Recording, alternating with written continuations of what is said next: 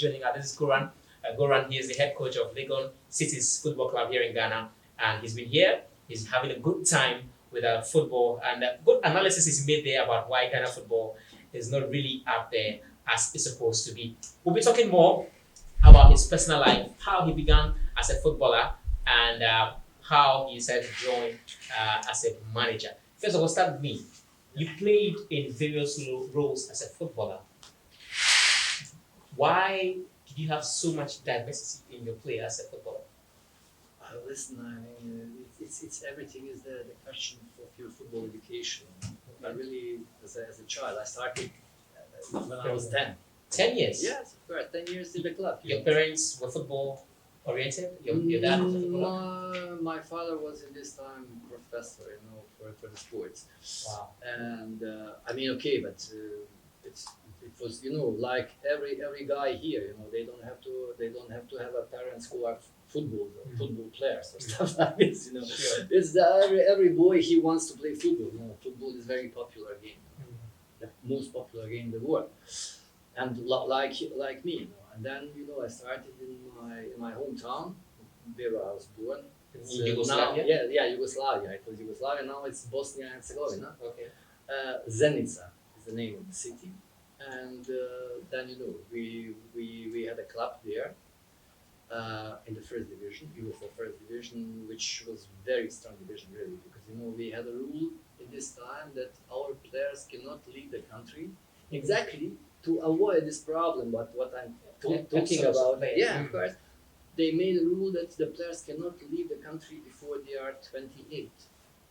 Wow. And can you imagine how much quality was generated in the country? Yeah.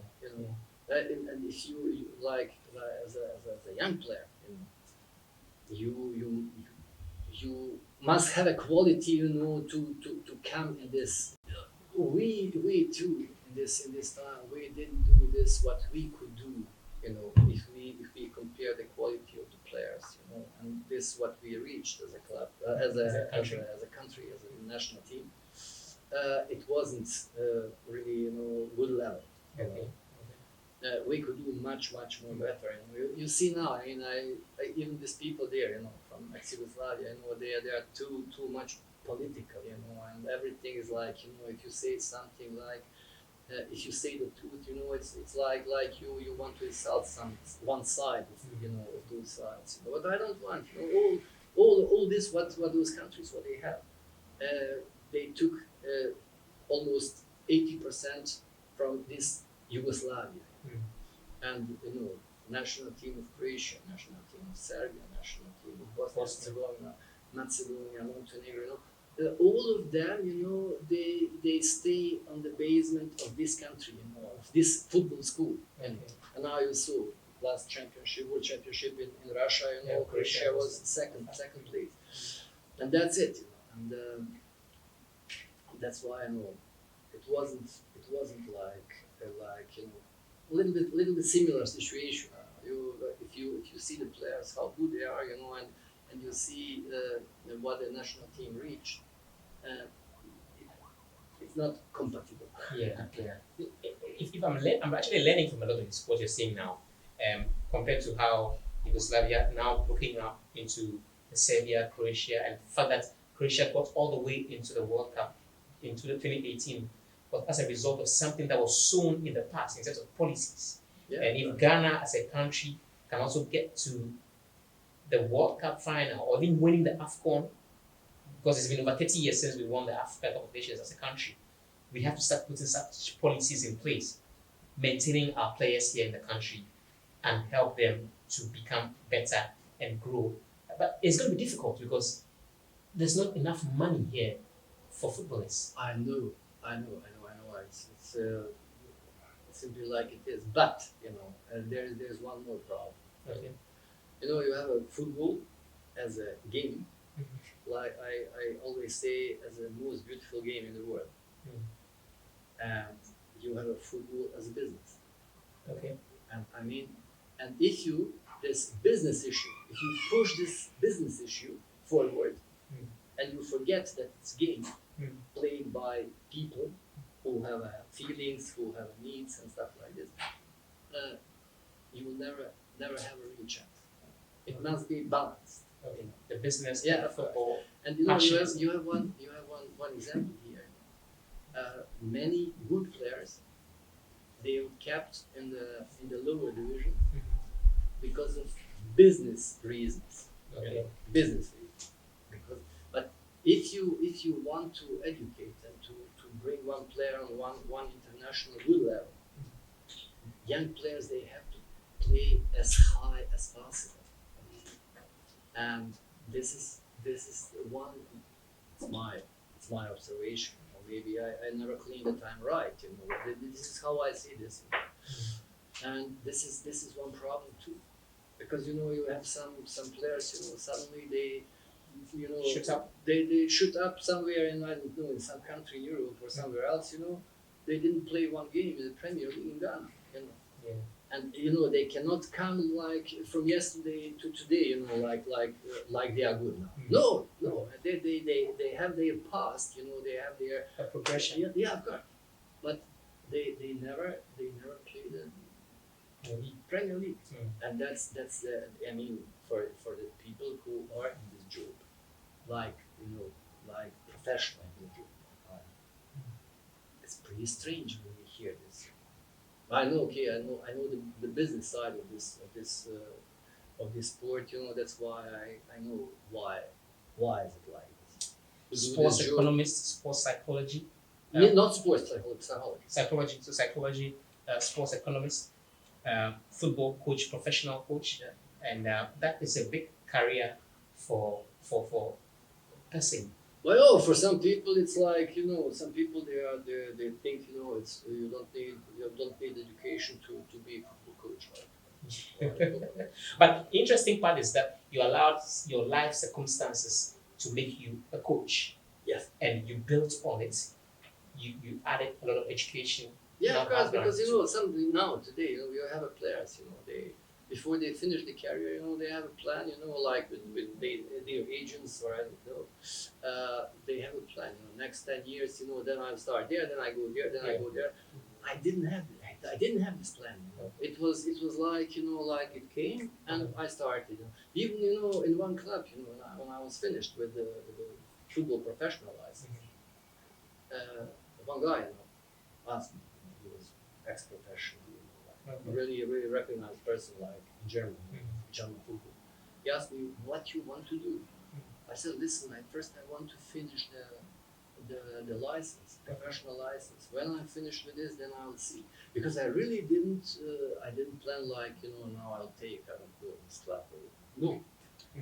Because for me it was always important to make education for this what I work. You know? Because you know, you have a lot of people. What you can do, I can do everything. You know, like you know, I know everything. It means I know nothing. You understand? Yeah. And that's why I know for me it was always important to make education, then make the step. You know, Well, it's been a great talk already with Coach Goran Barjaktarević. He is the head coach of Legon FC's football club here in Ghana, and it's been an interesting talk so far. Speaking about his history, how it all began for him to have gotten here. We're going to touch a lot more on his current job here in Ghana. Before we do that, we're going for a short break. When we come back, there's a lot more. Stay with us. Your dreams can come true at Lakeside Estate with 24-hour security, a police station and a serene environment. Lakeside Estate gives you the house of your dreams as well as absolute peace of mind. Make the move today. Move to Lakeside Estate.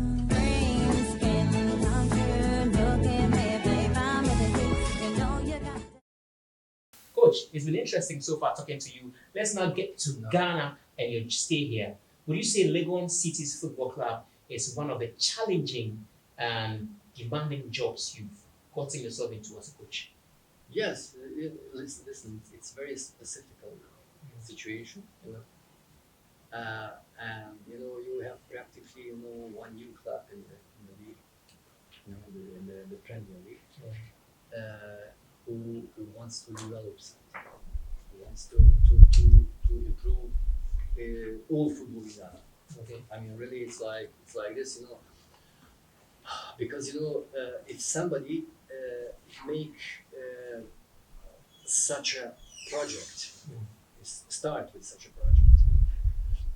I think it's very good for the football in the country, because you saw until now, our people in the club, they did amazing job on the clubs, about making football popular. Yeah. I mean, okay, we didn't follow without our performance as a team. We didn't follow this on the same level, but I mean, I'm sure we did the best out of this, in this situation that we had.